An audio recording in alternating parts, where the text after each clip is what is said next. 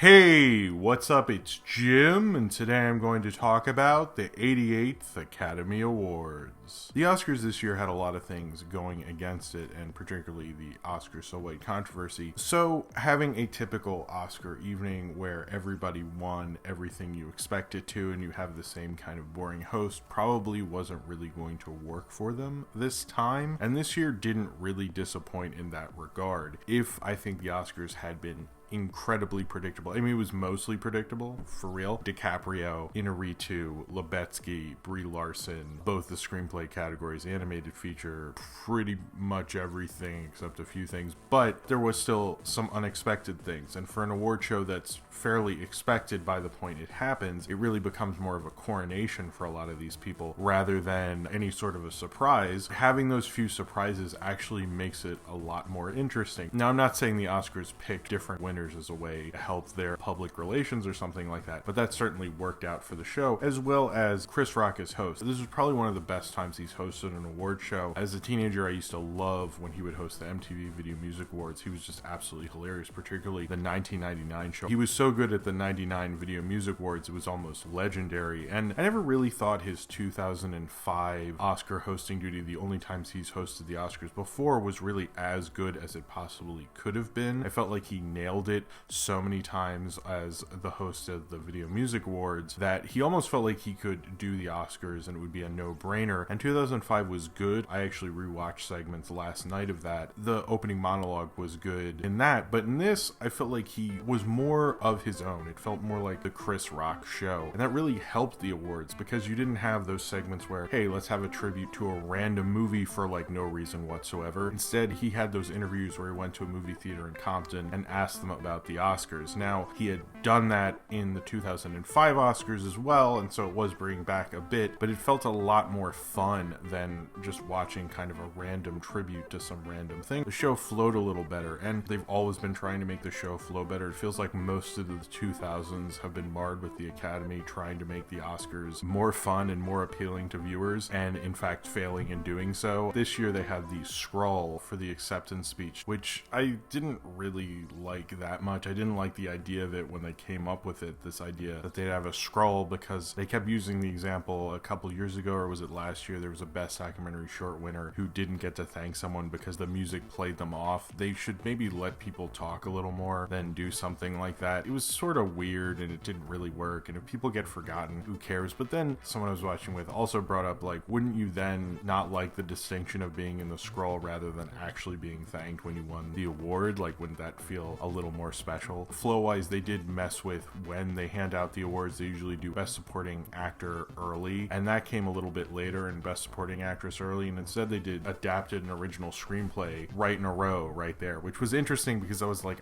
why would you start with these? Is anyone at home like, oh yes, original and adapted screenplay? Like, I felt like they should have maybe played more to the audience, which was interesting because Chris Rock, I felt very much played to the audience at home. That was one of the things I think from his 2005 hosting gig that didn't work out, is the people at the actual show weren't really feeling it. The audience felt very cold towards it, especially that whole Sean Penn thing with Jude Law and all that nonsense. But this time it felt like the audience in the Dolby Theater was with him and the people at home were into him, which was a good balance. And it felt like the Oscars themselves played overall. It wasn't as painful to get through. I actually thought it went fairly quickly, even though they were still like a half hour long, I think. It was kind of interesting. They were really about trying to fight this idea that the Oscars were racist and sexist and trying to show they weren't as segregationist as they were, but then they actually, one of the nominees for Best Song was openly trans and they weren't allowed to perform. They let all these really self-aware Chris Rock jokes about racism, but then they didn't really combat a lot of it. I feel like a lot of this stuff with Chris Rock, even though it's very much Chris Rock, it feels like his HBO Chris Rock show. And even Louis C.K. being on it kind of fits because Louis C.K. used to be one of Chris Rock's writers, and Louis C.K.'s segment was absolutely hilarious. Probably one of the best parts of the whole show. Not because I like Louis C.K. necessarily, well, I do like Louis C.K., but also because it was very, very funny. It was probably the best presenter of the whole night because it was absolutely hilarious. He actually made you get into Best Documentary Short. What presenter has ever done that in the history of the Oscars? I don't think anyone's like, oh man, did you see the part where someone presented Best Documentary Short? But it felt very Chris Rock in a way,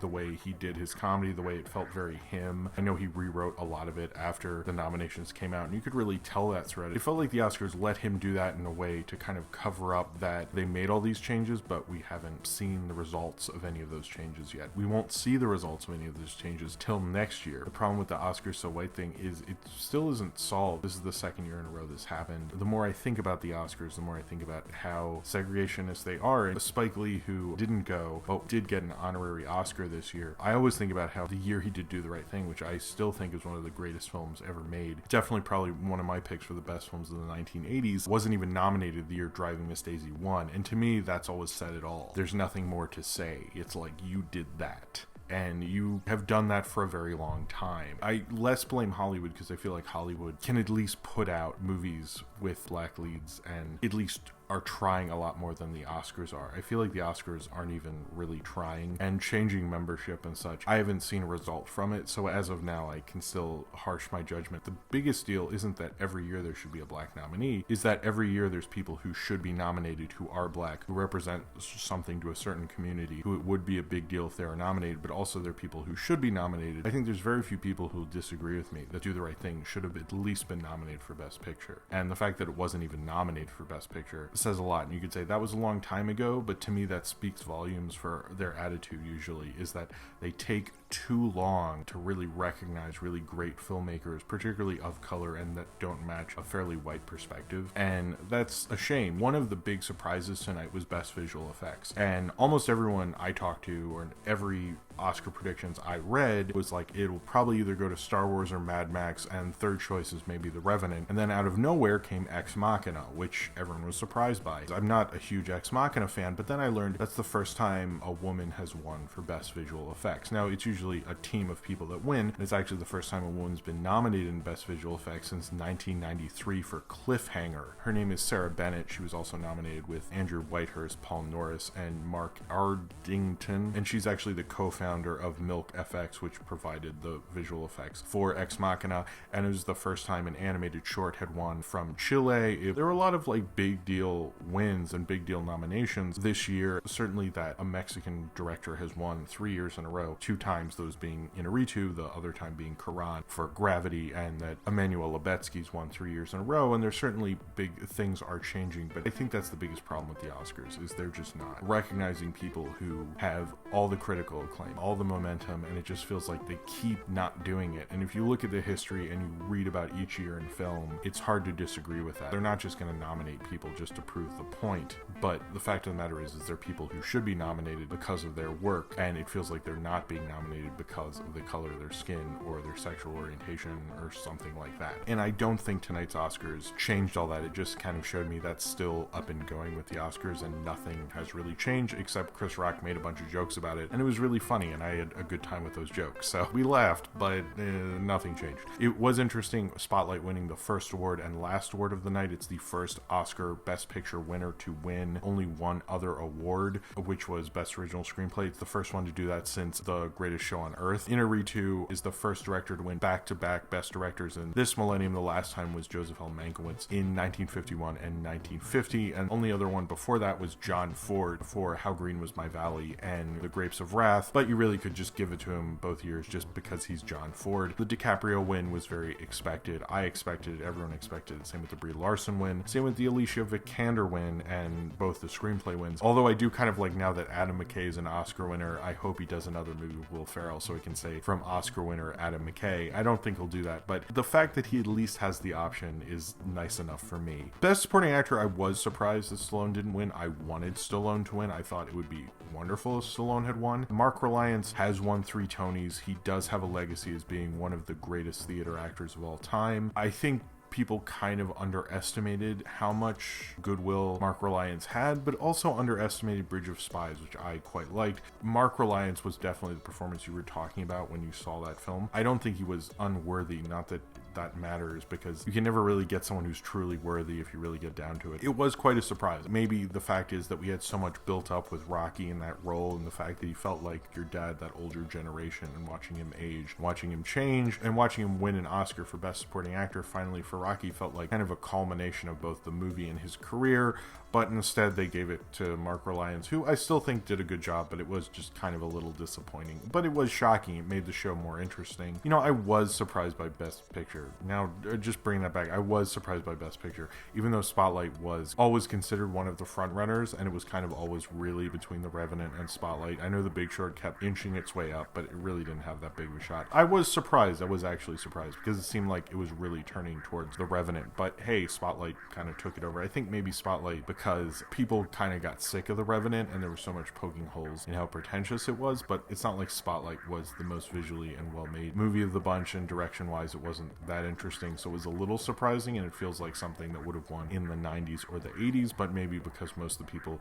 who were voting in the 90s and the 80s are still voting now, that's probably why it won. It was awesome to see Mad Max win. It was awesome to see Margaret Sixel win for Best Editing. It won for both the Sound Awards, it won in production design, costume design, the Sound Awards, editing. Mad Max won a lot, and that was awesome. It's awesome to see a film you really love win a ton. I think editing, it had to win because the main reason that movie is so thrilling and amazing is the editing. That's one of the best edited films probably in film history. The editing in that film is so propulsive. That's up there with the Leone stuff. Like, people are going to be studying that piece by piece. There was no one who really edited a film as magnificently as Margaret Sixel. It bothers me that her husband, George Miller, didn't win, but you know, if Mad Max had only won one award, it should have been Best Editing, so I love that it won for Best Editing. Inside Out winning was expected. Pixar not winning Best Animated Short, they actually haven't won since For the Birds, believe it or not. I was kind of surprised by that, and I kind of realized, like, every year I keep going, oh, Pixar's gonna win Best Animated Short, but Walt Disney's actually won more Best Short Animated Films since the last time Pixar's won than Pixar. It would have been nice if Pixar had won because I like Sanjay's Super Team, but I admittedly did not see any of the other ones. I don't know much about the other animated shorts, and documentary was expected. Best Foreign Film was expected. Morricone winning was so well deserved. He's one of those people, it's like, thank God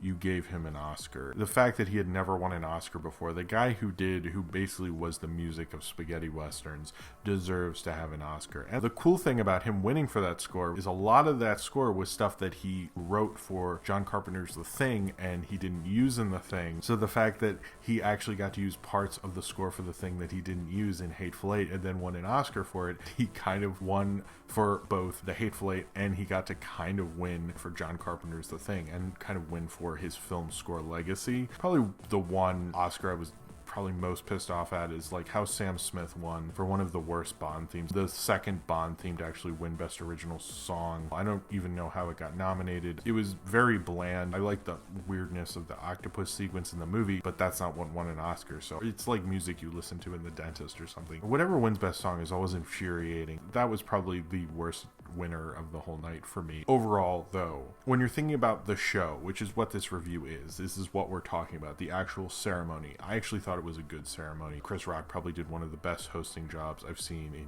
years and years, probably since Ellen hosted the year. That was the year of 12 Years a Slave and Gravity and all that stuff. I wasn't in love with Ellen. I'm not a huge Ellen fan. That'll go down as one of the great Oscar hosting gigs ever done. And Chris Rock did a great job, mostly because he brought his Chris Rockness. And also because it was unexpected, some of the things, even the things that were unexpected that were kind of expected unexpectednesses. I still think they have a long way to go in terms of countering the Oscar so white thing. That hasn't had a resolution for it, but at least they gave us a more fun Oscars than it really looked like it was probably going to be, and it usually is. I thought it was a better Oscars than the disaster I was probably expecting, but I think the legacy of the Oscars and what they need to do with the Oscars hasn't exactly happened yet. They're not exactly where they need to be in terms of, you know, maybe nominating Straight Outta Compton, which they seem to like to use in all their ads and montages quite frequently, even though they only nominated it once, and actually taking Netflix seriously, and for having the first openly trans nominee not perform their song. It just felt like they kind of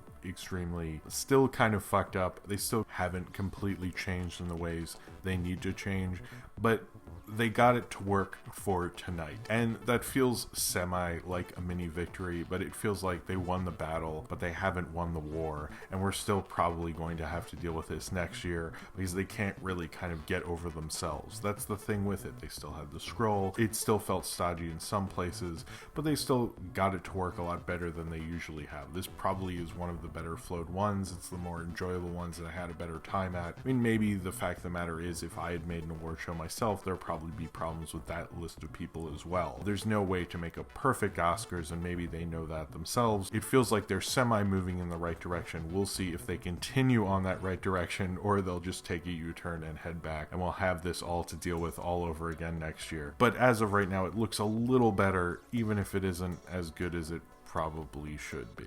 So if you saw the 88th Academy Awards and you would like to talk about it, then comment below in the comments and subscribe if you would like to.